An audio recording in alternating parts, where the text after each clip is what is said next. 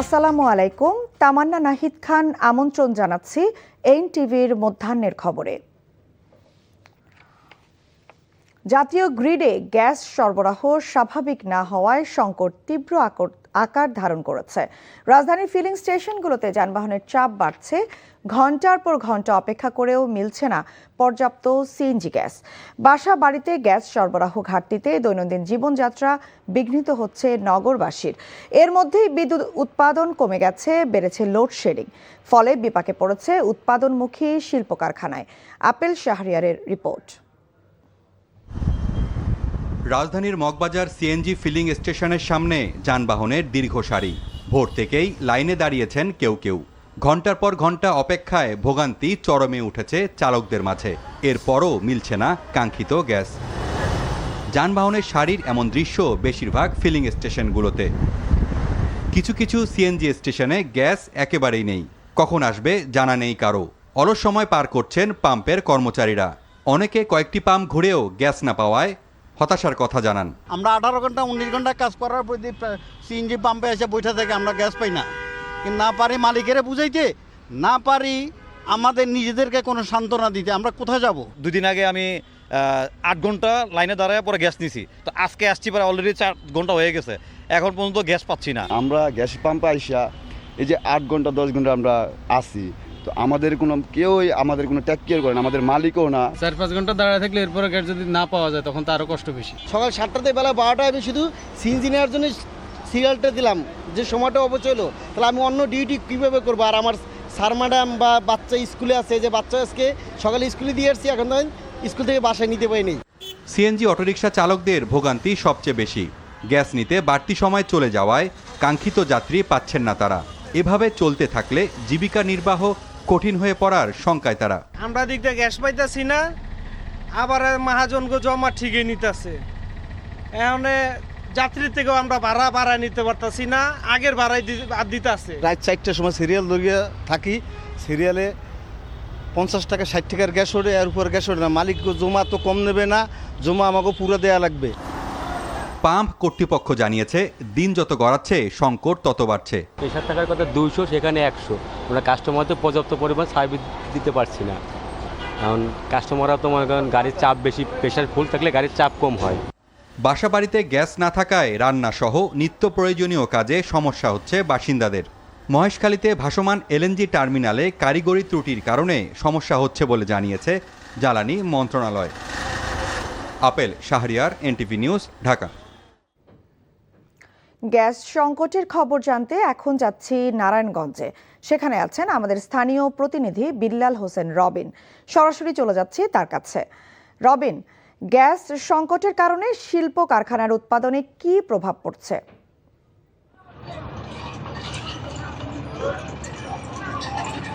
তামান্না, আমি এখন দাঁড়িয়ে আছি নারায়ণগঞ্জের ফতুল্লার একটি শিল্প কারখানার সামনে। গত দীর্ঘদিন থেকে গ্যাসের এই সংকট চলমান। গত কয়েকদিন ধরে এলএনজির সংকটের কারণে এই ভোগান্তি আরও বেড়েছে। অনেক উৎপাদন কমে গিয়েছে অনেক কারখানার। ড্রাইংয়ের চাপ, গ্যাসের চাপ কম থাকার কারণে অনেক ফ্যাক্টরি তাদের চালাতে পারছেন না। তো তারা আমাদেরকে জানিয়েছেন এই সংকট চলার কারণে আমরা নির্দিষ্ট সময়ে যে আমাদের কার্যাদেশ এগুলো পাঠানো, যে আমরা রপ্তানি প্রক্রিয়াটা আমাদেরটা থেমে যাবে, এতে আমাদের অনেক উদ্বেগ বেড়েছে।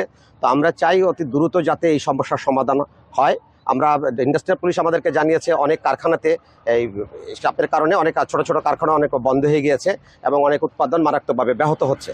বিকেএমইর পক্ষ থেকে আমাদেরকে জানিয়েছে এই সংকট যদি ঘনীভূত হয় এবং দীর্ঘায়িত হয় তাহলে তাদের এই শিল্প কারখানার মধ্যে একটি বিপর্যয় নেমে আসবে।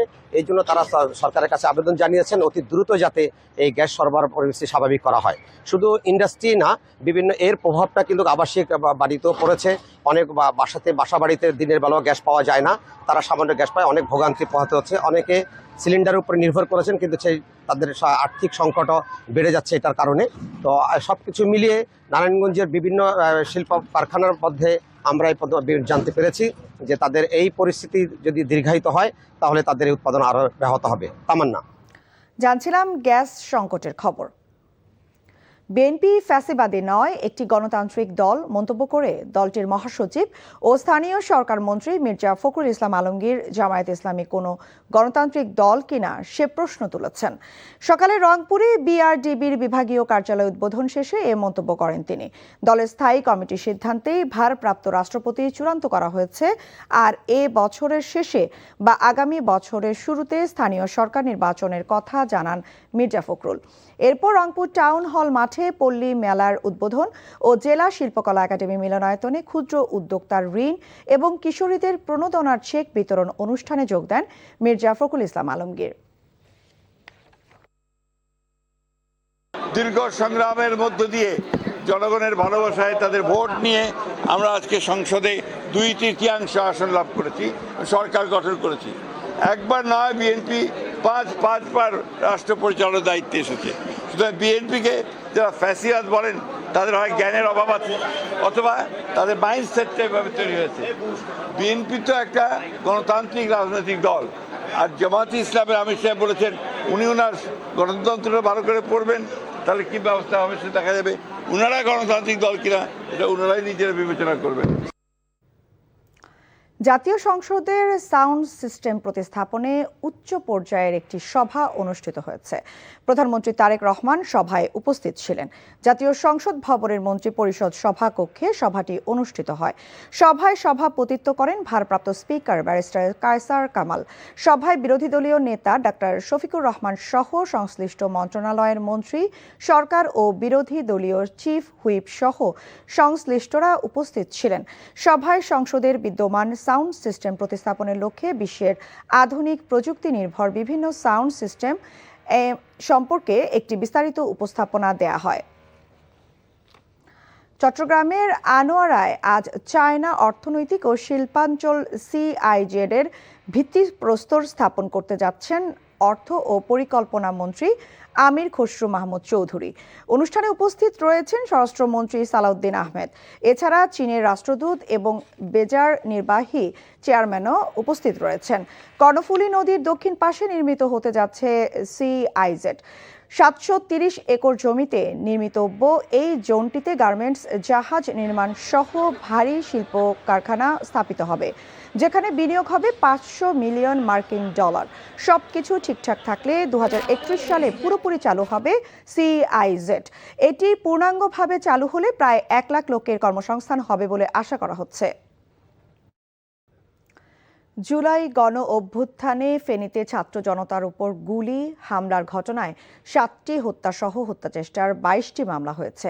এতে আসামি করা হয় ক্ষমতাচ্যুত প্রধানমন্ত্রী শেখ হাসিনা, কার্যক্রম নিষিদ্ধ আওয়ামী লীগের সাধারণ সম্পাদক ওবায়দুল কাদের সহ প্রায় 11,000 নেতাকর্মীকে। 500 জনের মতো আটক হলেও বেশিরভাগ জামিনে মুক্ত। প্রধান আসামিরা ধরাছোঁয়ার বাইরে থাকায় ন্যায় বিচার নিয়ে শঙ্কায় জুলাই শহীদদের স্বজনরা। ফেনী থেকে তোফায়েল আহমেদের পাঠানো তথ্য ও ছবিতে শওকত করিমের ডেস্ক রিপোর্ট। রক্তে লেখা 24 জুলাই গণঅভ্যুত্থান। আন্দোলনের দাবানল ছড়িয়ে পড়ে রাজধানী সহ দেশের প্রতিটি কিনারে।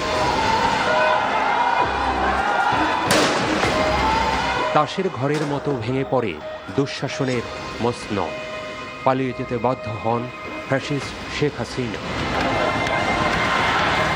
এর আগের দিন ফেনী শহরের উপকণ্ঠ মহিপালে আন্দোলনরতদের উপর নির্বিচারে গুলি ও হামলা চালায় আওয়ামী লীগ ও সহযোগী সংগঠনের নেতাকর্মীরা। শহীদ হন 7 জন, আহত অনেকে। প্রায় 2 বছর পরও প্রশ্ন উঠেছে হত্যাসহ 22টি মামলার ন্যায় বিচার নিয়ে। এখনও হতাশার কালো মেঘ ঘিরে আছে জুলাই শহীদদের পরিবারে। রাত্রে যখন ঘুমাইতে যাই, ছেলে যখন না দেখি, তখন আপনাদের কাছে আপনাদের সন্তানগুলো কিরকম লাগবে। আমাদের তো একটাই দাবি, এর যেন বিচারটা হয়। আমার ছেলে 4টা গুলি বুলেট বুকের ভিতরে পড়ছে। 2 বছর হয়ে গেছে, এখনো কোনো বিচার পাইতেছি না। আসামিদের মধ্যে রয়েছেন সাবেক প্রধানমন্ত্রী শেখ হাসিনা, স্বরাষ্ট্রমন্ত্রী আসাদুজ্জামান খান কামাল, কার্যক্রম নিষিদ্ধ আওয়ামী লীগের সাধারণ সম্পাদক ওবায়দুল কাদের, দলের ফেনী জেলার সাধারণ সম্পাদক ও সাবেক এমপি নিজামুদ্দিন হাজারী। সরকারের কাছে আমাদের প্রত্যাশা থাকবে অতি দ্রুত যাতে এই জুলাই আগস্টে যারা এই দেশের মানুষের অধিকার আদায়ের জন্য জীবন দিয়েছেন, তাদের হত্যা মামলাগুলো যাতে অতি দ্রুত বিচার কার্য সম্পন্ন হয়। 7টা হত্যা মামলার ভিতরে 3টা মামলাতে অলরেডি অভিযোগপত্র আদালতে জমা দেওয়া হয়েছে এবং বাকি মামলাগুলো অচিরেই সেগুলো অভিযোগপত্র দেওয়া হবে। জুলাই আন্দোলনে অংশ নেওয়া অনেকে এখনও বয়ে বেড়াচ্ছেন শারীরিক মানসিক ক্ষত, ফিরতে পারেননি স্বাভাবিক জীবনে। যারা আহত হয়েছে, শহীদ হয়েছে, তাদের মূলত দাবি ছিল সঠিক ন্যায় বিচার। মূল আসামি সামনের সারি আসামিদেরকে এখনও গ্রেপ্তার করা হয় নাই আমার মামলায়। শহীদ স্বজনদের একটাই চাওয়া, সামাজিক দ্বন্দ্ব, প্রতিহিংসায় নিরীহদের মামলায় জড়িয়ে আইনি দুর্বলতায় যেন পার না পায় প্রকৃত অপরাধীরা। শওকত করিম, এনটিভি নিউজ ডেস্ক। খেলার খবর, ক্রিকেট। ওয়েস্ট ইন্ডিজ সফরের বাকি অংশ এবং পরবর্তী ইংল্যান্ড সফরের জন্য পাকিস্তান দল যুক্ত হয়েছেন সৌদ শাকিল ও Abdullah Shafique. Pakistan cricket board PCB বিষয়টি নিশ্চিত করেছে। চোটে ছিটকে যাওয়া আবদুল্লাহ ফজলের পরিবর্তে আবদুল্লাহ শফিককে দলে নেওয়া হয়েছে। ত্রিনিদাদে প্রথম টেস্টের আগের দিন অনুশীলনের সময় পিঠে চোট পাওয়ায় দল থেকে ছিটকে গেছেন ফজল। অন্যদিকে ফিটনেসজনিত কারণে শুরুতে ওয়েস্ট ইন্ডিজ ও ইংল্যান্ড সফরের দলে রাখা হয়নি শাকিলকে। যদিও ফজলের চোট এবং মিডল অর্ডারকে আরও শক্তিশালী করতে নির্ধারিত সময়ের আগেই তাকে দলে অন্তর্ভুক্ত করা হয়েছে। এদিকে 2025 সালের অক্টোবরের পর এই প্রথম টেস্ট দলে ফিরলেন শফিক। এই ছিল মধ্যাহ্নের খবরে। এই খবরের ভিডিও সহ আপডেট জানতে ভিজিট করুন এনটিভি অনলাইন www.ntvbd.com। এছাড়াও এনটিভি জনপ্রিয় সব অনুষ্ঠান ও খবরের আপডেট জানতে ভিজিট করুন আমাদের ইউটিউব ও ভেরিফাইড ফেসবুক পেজ। 2টায় দুপুরের খবর দেখার আমন্ত্রণ রইল। ধন্যবাদ সবাইকে।